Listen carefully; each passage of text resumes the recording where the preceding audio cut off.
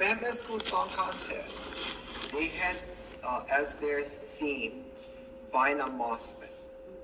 And they have after the contest is power, they have their halftime show, whatever. Okay, they wanted to recreate Bina Mossman's Glee Club. So they were looking for vintage, hula cools and stuff like that. And so it was Nu'ulani Atkin. He had asked. So I said, I'll go ask. And so several people gave me hula cools and mu'umu's and things like that. Adeline Lee's daughter had given me her hula cools and things. And she said she didn't want them back. And so I took them up to Kamehameha schools and see what they wanted to use and everything else. And so they selected. Then after the song contest was out, they had clean, and some of the things had little tiny, tears and things. They had, repaired stuff, and they gave it back. And so I had them sitting in my garage. And so I wanted to downsize. No, really. Because I had about, I think 4 of those plastic cases, of hula cools and hula moves and whatever you guys want, help yourself. Yeah. And that's so, how I ended up with. And so that's how she ended up with them. Downsized her. Yeah, because what am I going to do with hula cools?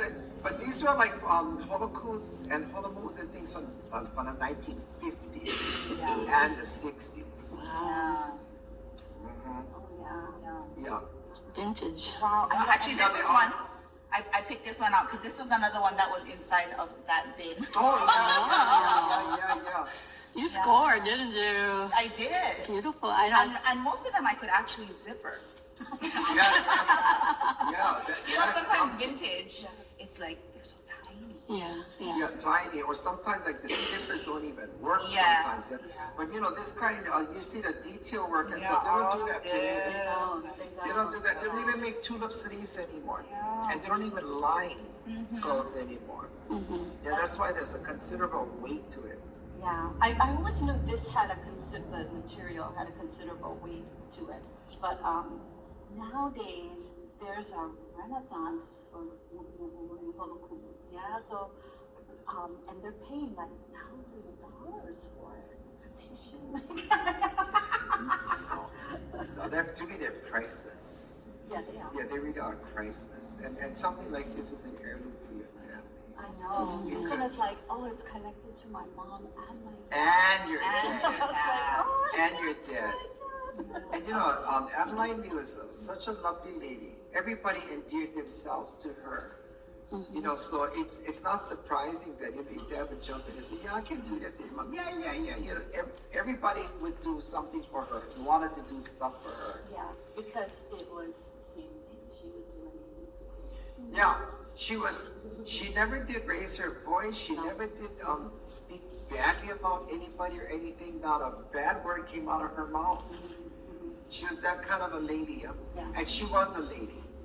She was. And I love the way, that was the first time, because we're kids, obviously, that our first time being introduced to hula, that the way she taught you, don't forget. So I was talking to Gina, our very first hula was out on the beach at Waikiki. I go, you remember? She was like, yeah, we were out on the beach at Waikiki.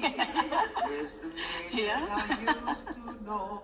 She used to use the 45 recording that my auntie Kimo Alama recorded. Yeah. She's making Wiki. this part, we're like, you even know that back then. How old were you when you learned that? 7.